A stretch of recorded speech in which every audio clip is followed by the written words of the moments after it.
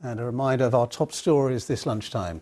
As Ukrainian troops undergo training here in the UK, Britain promises another £1 billion to Ukraine to help it fight the war against Russia. And Ukraine claims to have driven Russian troops from a key island in the Black Sea. Russia, though, says it has simply withdrawn its forces from there as a gesture of goodwill. And moving on now, Britain is to almost double its military support to Ukraine, pledging a further £1 billion. It'll help fund air defence systems and much-needed equipment for Ukrainian soldiers. Now, the announcement came as NATO leaders held a summit in Madrid. From there, our Europe editor James Mates reports. The final morning of a summit that, for now at least, has re-energised and reinvigorated NATO. The 30 leaders signing up to documents that declare Russia the most significant and direct threat to Allied security, and puts China high on the list of security challenges. It was President Biden who pointed out just how dramatically the world has changed. The last time NATO drafted a new mission statement was 12 years ago. At that time, it characterized Russia as a partner, and it didn't even mention China. The world has changed. Putin thought he could break the transatlantic alliance. He tried to weaken us.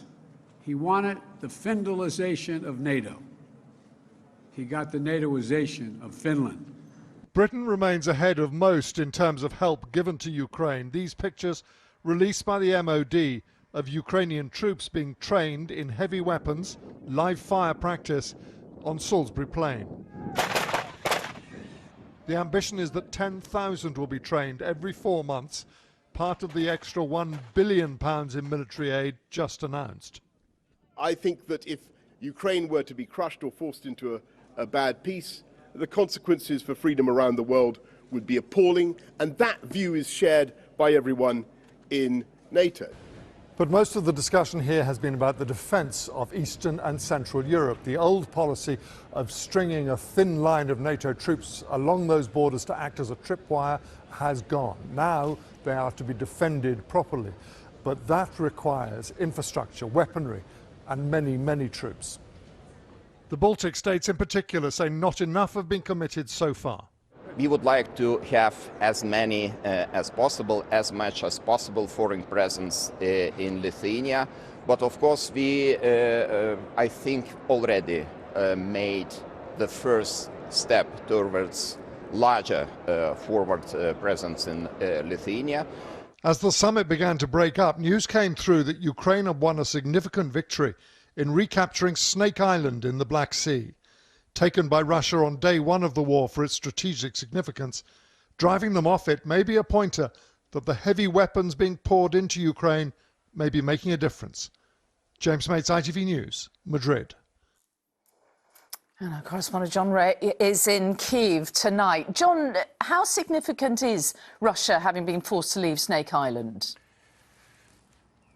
It would be too much, Mary, to call it a turning point, but it is an important moment for Ukraine, fighting this bitter, bloody, costly rearguard action in the east for so many weeks now. It is an important, significant victory, a victory which is more than symbolic. Why? Because Snake Island, this tiny chunk of rock, plays a big part in commanding the Black Sea and the shipping lanes in and out of the southern port of Odessa. Now, Russia claims it has withdrawn its forces there as a gesture of goodwill, some sort of contribution to reopening the export of grain from Odessa. We know that's a very big deal at the moment. The truth, I think, is that they've simply been beaten off the island, and we're a long way from getting grain supplies moving again. Russia has a lot of menacing mines and warships in the area. To the people of Ukraine, of course, this place is famous because of the defiance of its garrison in the early days of this war,